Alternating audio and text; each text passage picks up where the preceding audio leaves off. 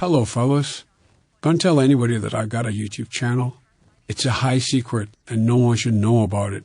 Anyways, I'm sorry that this review took long to make, but I have a country to run, and I barely got time for myself. You know what? Let's not worry you about me, and let's get to the review, shall we?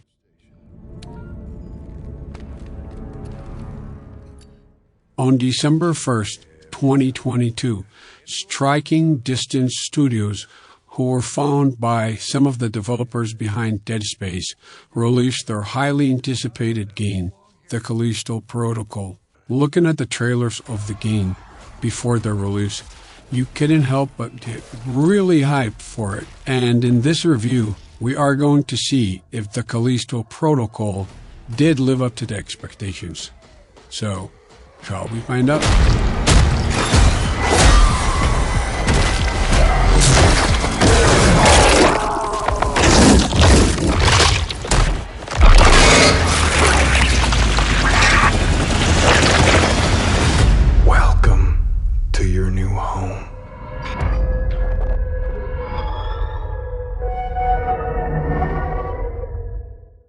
First, let's talk about the story. Looking at the background of the team who worked on this game, you would automatically assume that the story is going to be good. However, it did not grab my attention, and it was just lazy writing, in my opinion. And honestly, it felt like it was just a simple plot to keep things moving and nothing else. It's almost as if the developers were focusing on the gameplay and the gameplay only, which we will get into in a bit.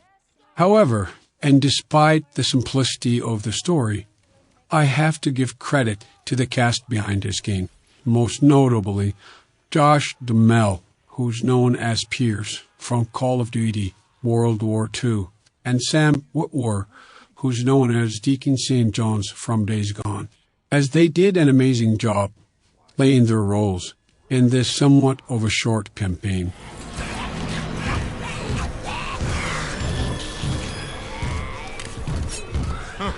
I told you. This is my kingdom. It's all yours.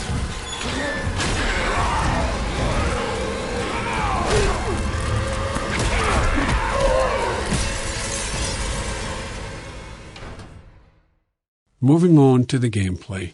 After a short intro, the game gives you a melee weapon, which becomes your best friend in this game. That's because the game has no enemy variety, and it has about 7 enemy types only. And you can take on pretty much most of them with melee only, since the dodge mechanics aren't complicated.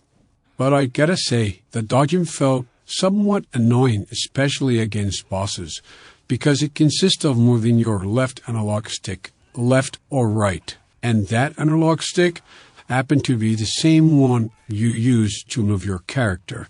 So sometimes you try to dodge and you find yourself walking, and that, my friend, led me to die a lot of times, and that's what's frustrating about it. Anyways, later on, the game gives you multiple weapons: a shotgun, pistol, and a semi-automatic gun. These weapons will come in handy when facing the final boss, which will require some shooting to beat. Oh, and I forgot to mention that they had a clicker knockout from The Last of Us, which wasn't as terrifying. That sums up the gameplay for you, I guess. Now, let's move on to our next point, which is the graphics. The graphics in this game are really, really good, despite some poppings when you first fire up the game. These graphics made me wish for the Dead Space remake to come sooner, and in my opinion, that's the only thing that the Callisto Protocol didn't lack. And honestly, the graphics really helped sell the atmosphere in this game, and it was somewhat immersive because of that. And speaking of immersive, gore in this game was something else and can easily be described as my favorite part of the game. This game is simply very, very nasty when it comes to gore.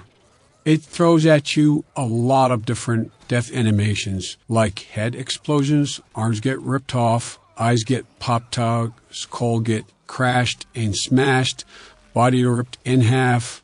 A lot of different animation, like I said. And in conclusion, it was fun watching all different possibilities as to how you could die. And like I mentioned earlier, these things, alongside the graphics, is what helps show the atmosphere and make this game somewhat immersive.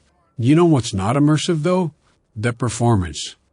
The performance of this game is shockingly bad, especially on PC, as no matter how strong your PC is, the game will bug you with frame drops as it cannot hold a solid 60 FPS. Not to mention the constant stuttering. And honestly, that's a no-no in my book. In the end, was the game fun? Yes, it was. Was it worth $60 or $70? I think not. And I think it is better to wait for it to go on sale. And hopefully the performance issue will be fixed by then, so you can enjoy and have some fun with this short game. At this note, this video has come to an end.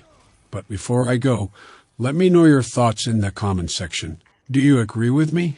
And have you got the game already, or will you wait? Lastly, what game review do you want next?